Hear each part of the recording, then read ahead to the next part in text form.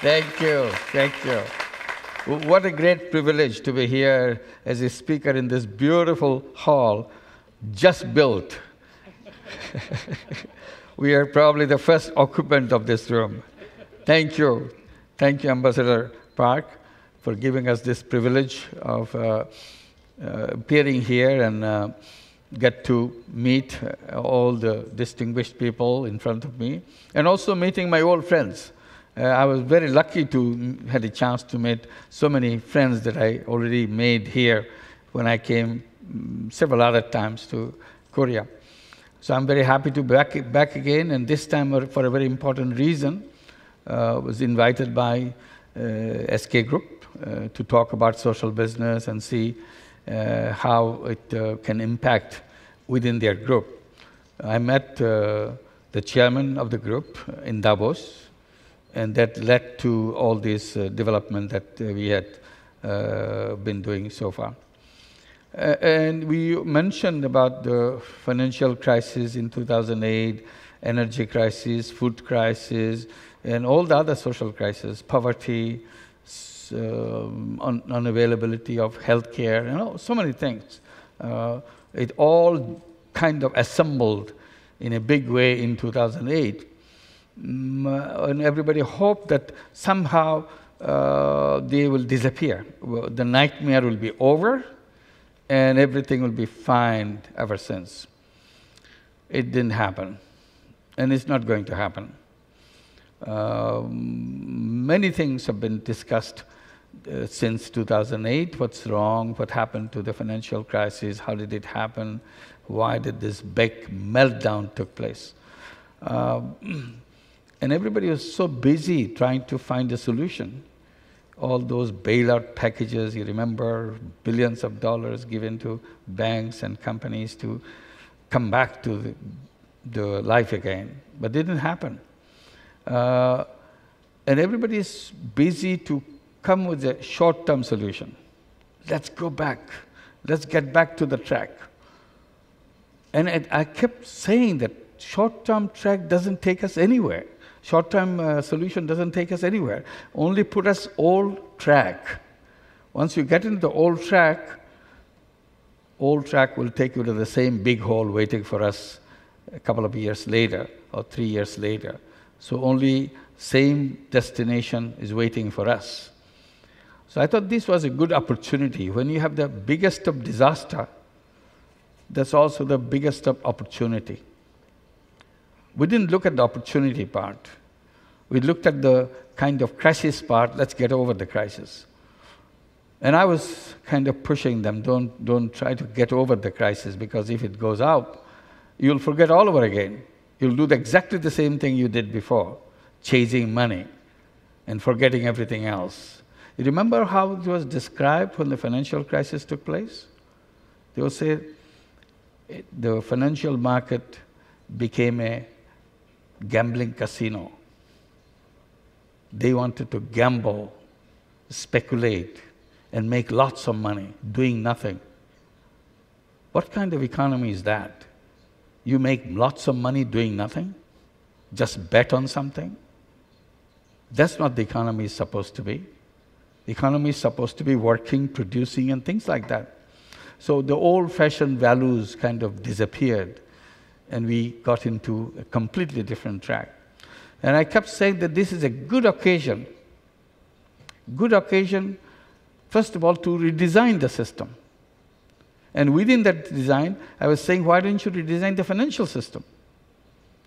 And for the first time, all these screaming over years that financial system is wrong because it excludes 2/3 of the global population. It doesn't work for them. Financial system works only for the rich people. It doesn't work for the poor people. So they are left out everywhere.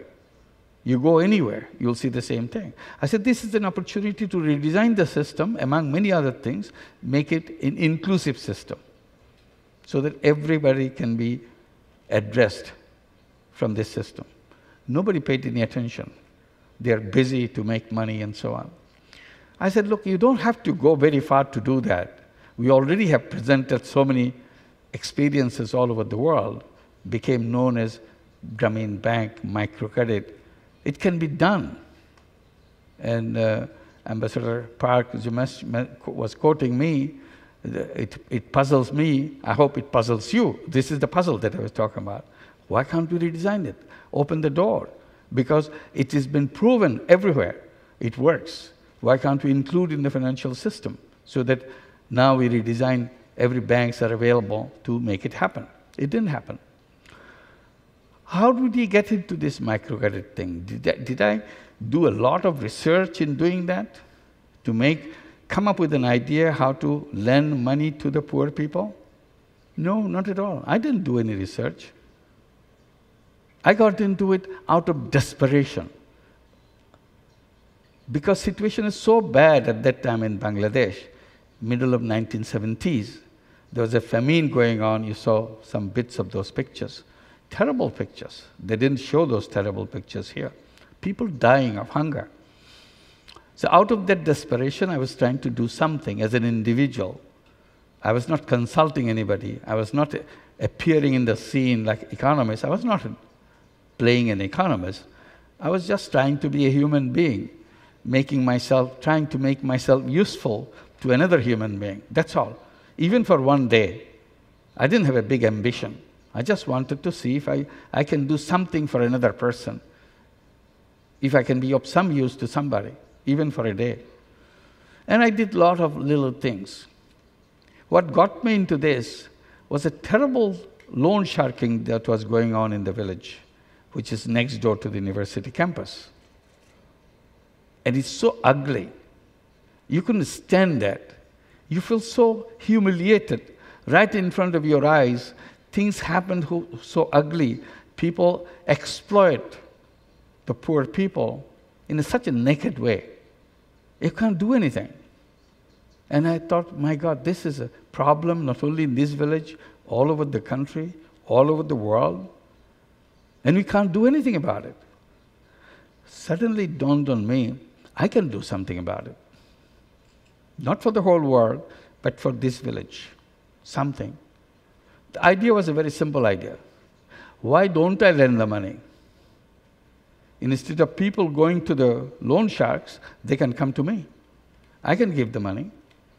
And I solved the problem for this village.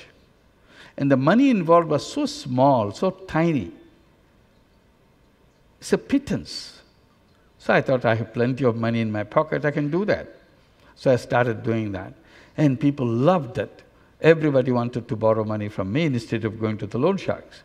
So I started giving money. And it became so popular, more and more people coming. Then I thought, why don't I link the bank with the people, which will be easier. They can go to the bank, get the money, and they don't have to chase me, find me where I am. So it will be easier than that. So I went to the bank to propose to them they should lend money to the poor people. No way. They said, it's impossible. Bank doesn't lend money to poor people. I said, how come? I thought your business is lending money. Why didn't you want to lend money to poor people? I said, no, it's impossible. You can't lend money to poor people. They will never pay back. I said, you try. No, you don't have to try. Everybody knows that they will not pay back. So it became a big battle between me and the conventional banks. I started making jokes about it, accusing them of nasty things that I could think of. I said, look, bank has been created to lend money to people. That's what the bank is supposed to do. You created this institution in a very funny way. You lend money to people who already have lots of money. And you don't lend money to people who don't have money. I thought this is totally illogical. The logical thing would have been the other way. You lend money to people who don't have money and wait until you have done that and then go to the people who have lend the money to the rich. They laughed at me. I laughed at them. There was no solution.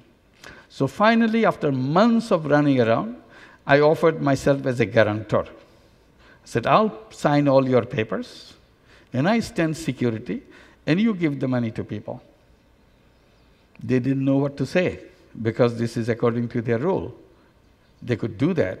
So again, about 3 months went by to make a decision whether they should accept me as a guarantor or just walk away. I was making so much noise in the country. Finally, they said, this is easy to accept him, because they were absolutely sure it will not work. Then I will not shout anymore. So I did that. I took the money, signed everything, and I feel so happy that they agreed to that. So all I was doing, signing papers, taking money and giving it to people. Amazing thing, people were paying back. The more I did, more it happened. Then the bank became more reluctant. So I said, forget about the bank. Why don't I create a new bank just for the poor people? It took me another 3 years to convince the government to give the license. And in 1983, we became a bank. We started in 1976. In 1983, we became a bank. And I was so happy that it's working now as a bank. I can expand it. So that's what bank became known as Grameen Bank. How do we design all those things that we call microcredit? That word microcredit didn't exist in the dictionary, because nobody ever did anything like that. So to describe our word, we had to coin a word, microcredit, so that it describes what we do. Later on, microcredit and microfinance, both words are being used for that. But this is new words. And we did it not because we wanted to do a big research or anything, just because we saw a situation, we wanted to solve that, and we did something which worked. How did we solve that problem of lending money and getting money back from the poor people and keep on expanding?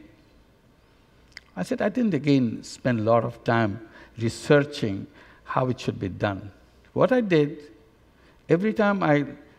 whenever I need a little policy or little protocol, procedure, how to do it so that it can work, I look at the conventional banks, how they do it. Once I learned how they do it, I just do the opposite. And it worked. They go to the rich, I go to the poor.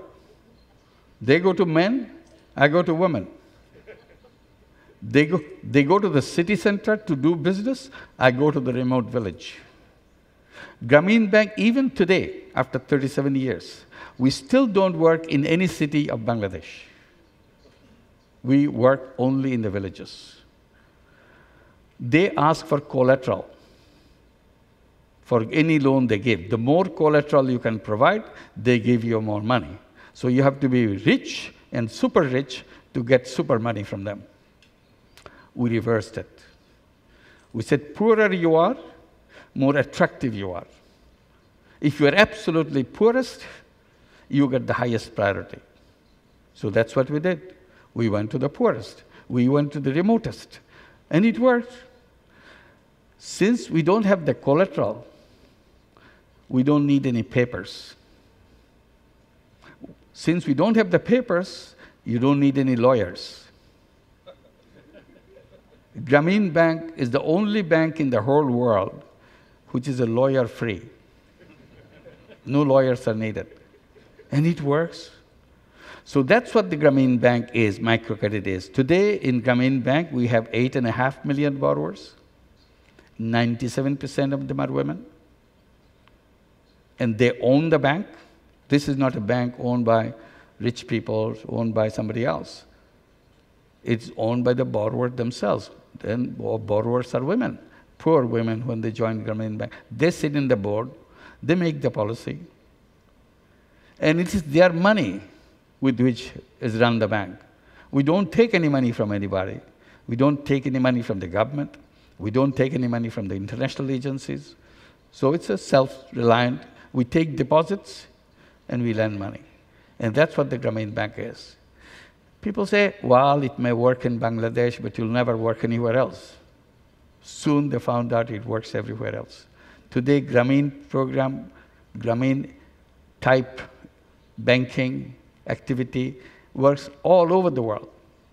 We were invited to do microcredit Grameen Bank style in New York City. So we went there in 2008 to start that program.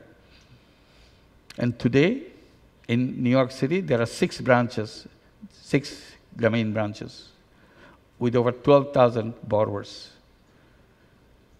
All of them women, 100%.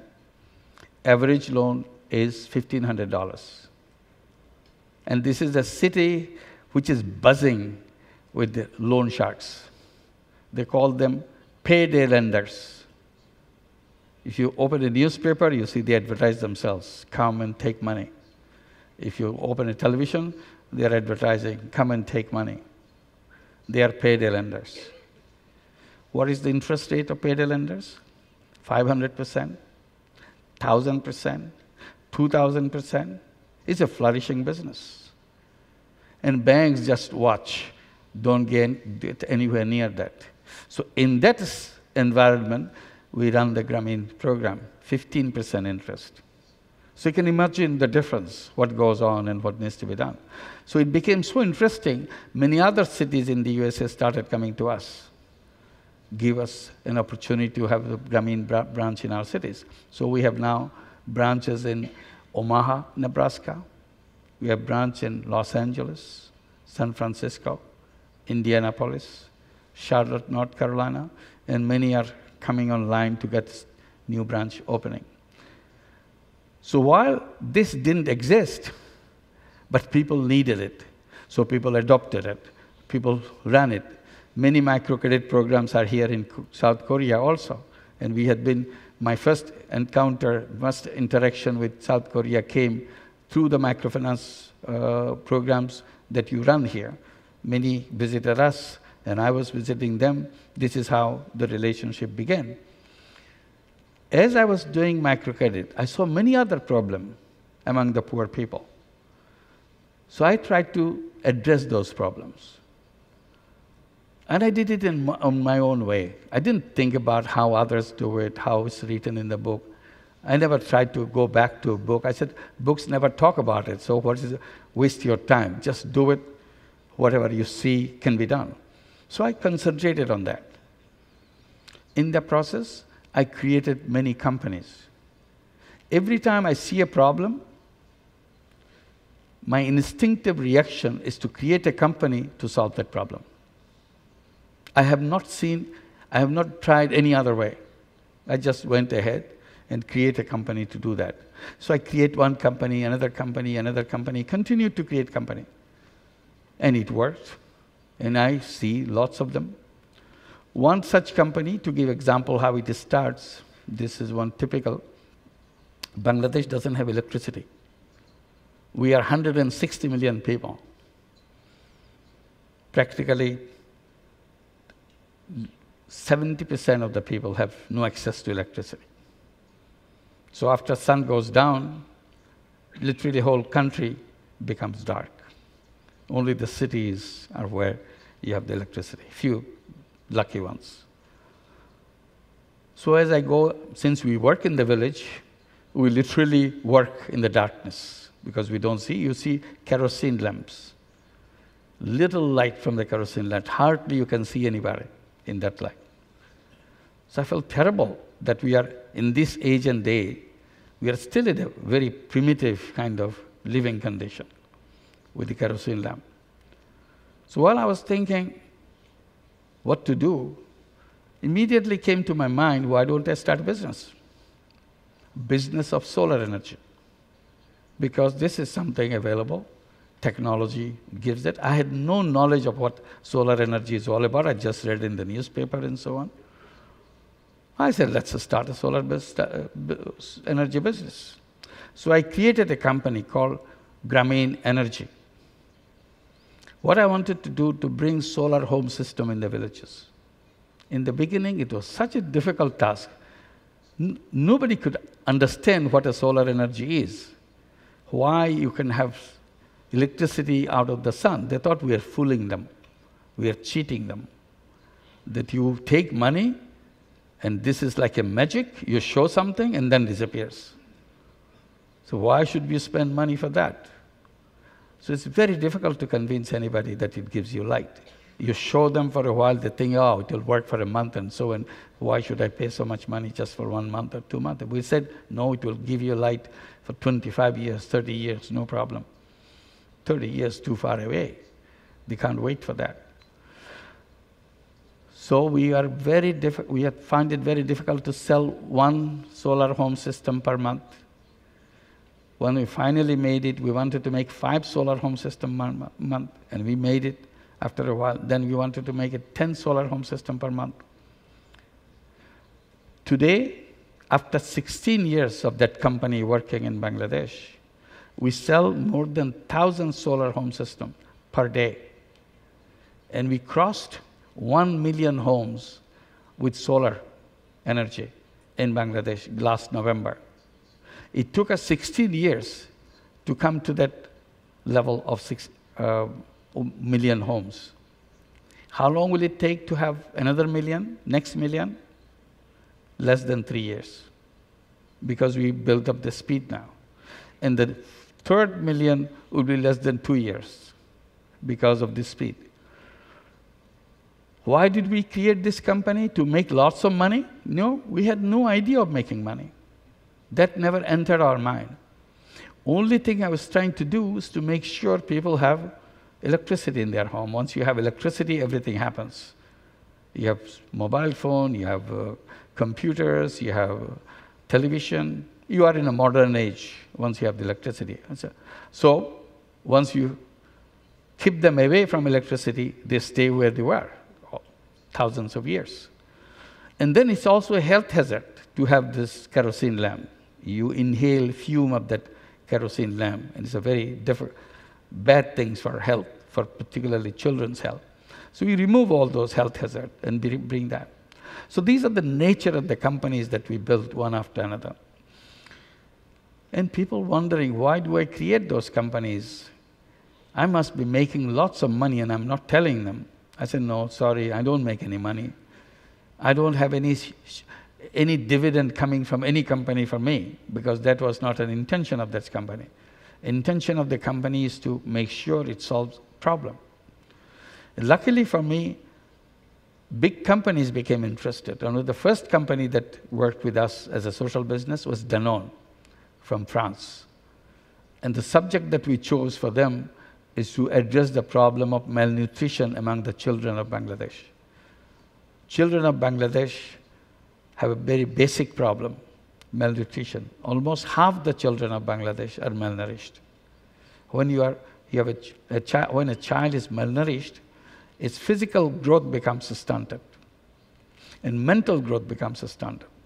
So you don't grow up as a normal child, healthy, intelligent, and so on.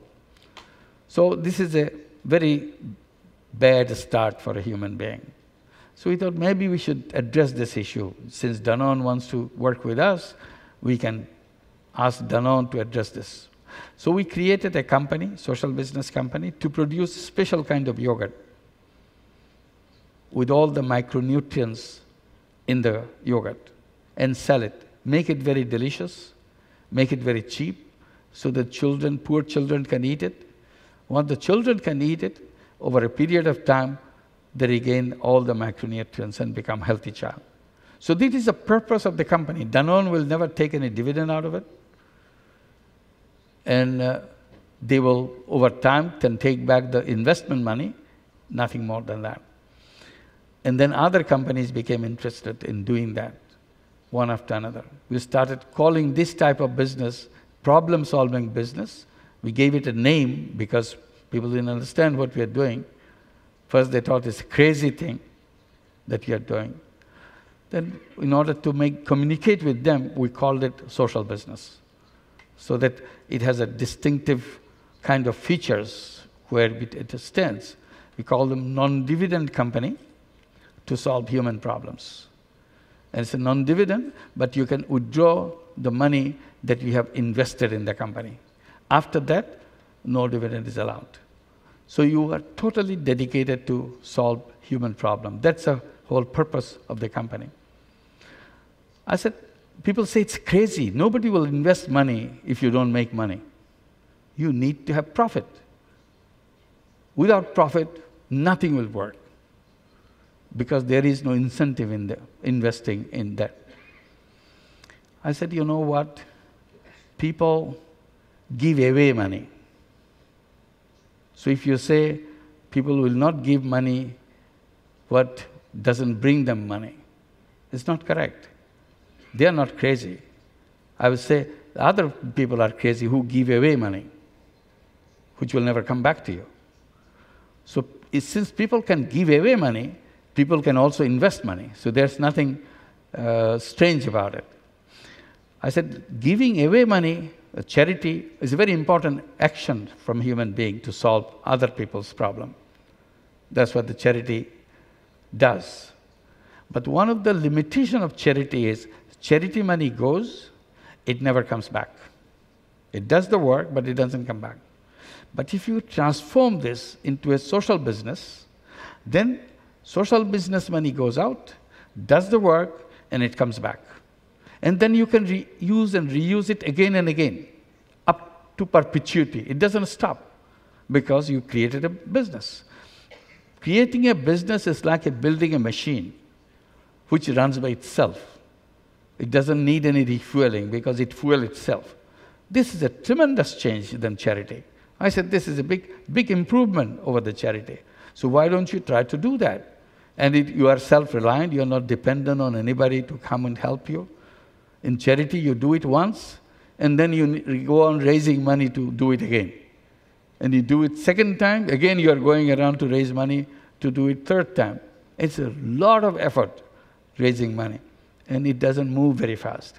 So this is the idea of social business. You can go on running this again and again and again. Why don't we do social business? What is the problem? I said problem is not in the people. Problem in the architecture of economics that we have built. This is the framework, conceptual framework, the theory of economics that we built, which we call capitalist theory. There we have done a fundamental mistake. Fundamental mistake is the interpretation of a human being. Somehow, theoreticians assumed human beings as a profit seeker. All they do in their lifetime is make money, chase money. As a result, the whole world became money chasers, always chasing money, looking after money. Money has become the king in our life. We cannot think of anything but the money. Money is so powerful, we became slave for the money, under the command of the money. So we kind of behave in a way as if we are addicted. Money has become an addiction for us. It became a habit, and then it becomes an addiction. But the real human beings are not like that. Real human beings are not supposed to do one thing in their life. For simple thing, human beings are not robots.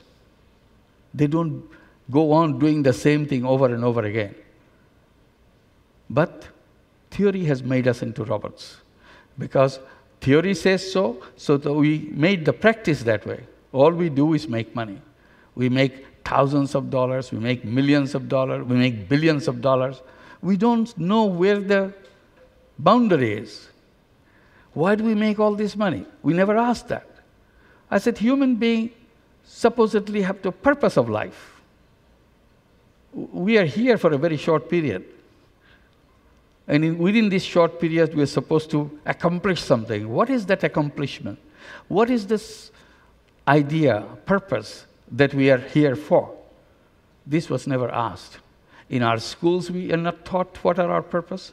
In our schools, what we do, we learn mathematics, we learn geometry, we learn physics or history or economics or whatever. So we expert on all those things. But we don't know what all these things add up to. Why do we learn all those things? To do what? Only explanation probably we can get, you go to the best school, get the best degree, and get the best job. What is that? Is it the purpose of life to get the best job? Are we slaves in this world, the job and work for somebody? A human being is much, much, much bigger than that. But we block that out. That part is never opened up. I said human being is much bigger than just being a robot. So it's not unidimensional being. It's a multidimensional being. So as a multidimensional being, we have lots of things to do. I said, for simple thing, the present business is based on selfishness. Everything is for me. And that's what the whole focus of the business. And that's why all these financial crashes took place. Because we made it such a narrow way. We don't have any time to look at other things happening, all the bad things happening. We have no time. We are so busy making money. So these problems pile up, problems accumulate and blow over us. And then we say something happened. But we don't pay attention to it. If you paid attention to it, these problems would have disappeared long back. And I said, we have selfishness. At the same time, we have the selflessness. Selflessness is blocked out. Theory doesn't talk about selfless. They say if you want to be selfless, go out of the economic world, become a philanthropist. I said, no, I want to use my selfless being within the theory and build businesses on the basis of selflessness. And what I'm calling social business is based on that selflessness. People again come back to the same argument, that if you take the profit out, no incentive left. So you cannot have selflessness business that you're talking about.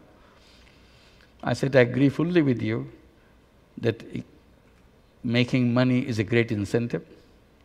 The more money we make, the more happy we get. But I don't accept your proposition that money is the only incentive. So that's what we differ. There are other incentives. I said, you probably never know that making other people happy is a super happiness. You never tasted this because your theory doesn't say that. So all I'm saying, why don't you put it in your textbooks, put it in your mind, put it in your practice, find out, taste it. If you taste it, you'll have two sources of happiness. Making money as a happiness, making other people happy as a happiness. Now choose which one you want and what combination of both you can want. You don't have to give up one for the other. So these are only two sources of happiness you can do. So if you taste it, then you'll find out what it is. So this is the argument that I have been raising all along. People say, well, nobody will put money into social business in the present way that you are presenting. I said, you are wrong. And I'll stop by giving one example of Danone. Again, Danone was an interesting case in that manner. When Danone wanted to invest in Bangladesh, they needed €500,000 to invest in this company. And we needed to put $500,000 from our side to that company. We put our money, $500,000 right away. But Danone couldn't put their $500,000 at all. So we kept on reminding that we have to start the whole thing. We put our money, you promise your money, but you're not giving it. They said, we are in a little bit difficulty, we'll sort it out. So several months later, we found out the problem. They said, our problem is our lawyers have stopped us. Our lawyer's objection is you cannot use the company money to invest in social business. Why? Because the shareholders gave you the money to make more money. And this company that you are going to invest in promises that it will not give you any dividend at all. So you will be violating the mandate of the shareholders if you put money there. So we had to stop. We cannot bring it out. I said, does it mean that we stop the company? They said, no, don't. We don't have to stop the company. We'll find the money. So what they did,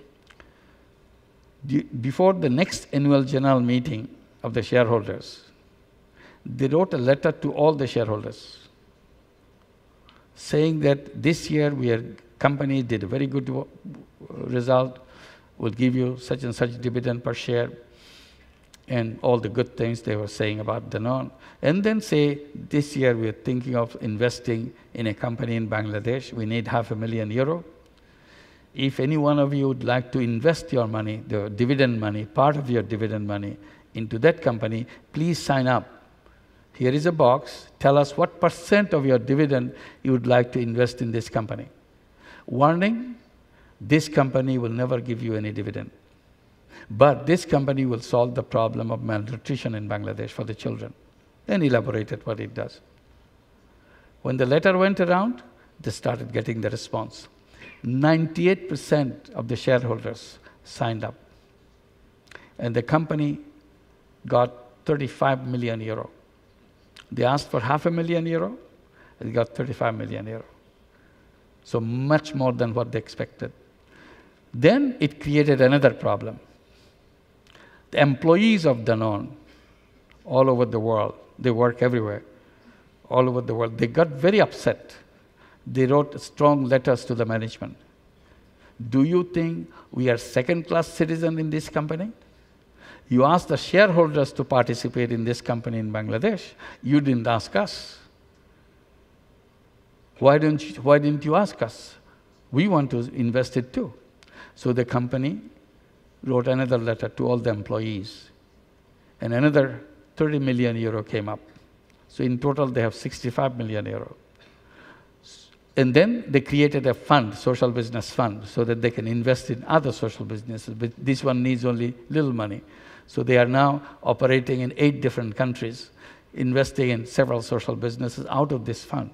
So this is a permanent fund now. Right now, they have about 85 million euro in that fund. So to say people don't want to do something just because they want to make money is a very wrong assumption. Unless you asked, you'll never know. So I said, keep on asking people what they want. Don't assume all they want to make money. That's not true. If it was true, Danone would not be working with us. If it is not true, other big companies will not be working with us. We have now a series of big companies around the world who are working with us, and many countries coming forward to create social businesses and so on. So I'm very happy that we are invited by SK Group to explore this, to see how they can be done. So I'm very happy to discuss this issue, because it's important, because we can create a world, the kind of world that we wanted. It's not the kind of world that we happen to be here. So it's up to us to decide what kind of world we want to build. And I keep reminding that poverty is not created by the poor people, which President Park has kindly mentioned. Poverty is created by the system we have created. If you redesign the system, nobody will be a poor person. That's nothing wrong in human being. Human beings are full of creative capacity, full of enterprises, full of initiatives. But system kind of lock them up, so they cannot come out of their position. So if you redesign the system, everything will come out. And redesigning system doesn't mean we have to go a lot of research going down. As I'm describing to you, I didn't spend time in researching for anything. I looked at the problem and go straight for the problem. Find out in my way how to address that one. And luckily for me, it worked, and it's been working. So I'm sure everybody has the capacity. Excuse me. You don't need a company like SK Group to get involved. It's very important that they do, but any individual can do that. It's not limited to big companies. That's why I gave the examples of how small little steps in everything that we have done made it happen. Let me get a sip of water. Thank you. So once we do that, redesigning, then all the problem of the poverty can disappear, literally disappear. It's not something you will kind of pipe dream or something like that. So since it's not in the people, that's a big advantage, that people can solve their own poverty problem. Another issue that comes right away, unemployment. The way I try to excuse me, address it by saying, an unemployed person, is this the fault of the unemployed person that he is unemployed or she is unemployed? No. He's very enterprising, very active, very well informed, ready to work, but he's unemployed.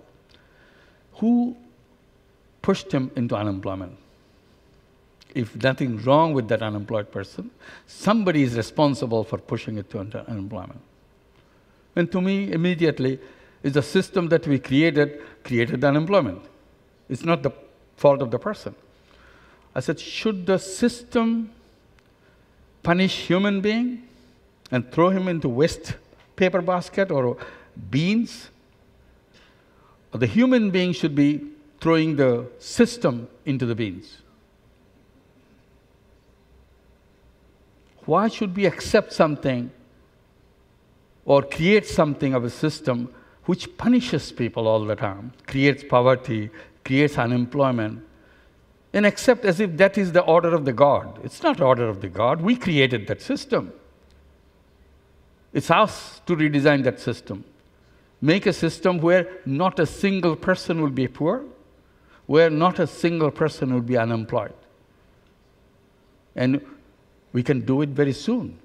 When it will be done, when we will create a world where not a single person will be unemployed, not a single person will be poor. They will be wondering why a few years back people were poor. They will be wondering why a few years back why there used to be called unemployment. They will be asking each other, what is unemployment? Because that word itself became unemployed, because it doesn't exist anymore.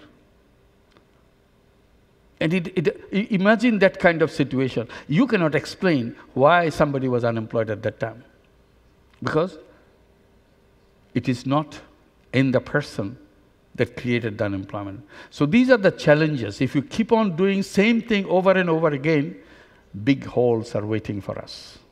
If you want to get out of those holes, create a world that we want, we have to redesign it all. And we can make it. Thank you very much.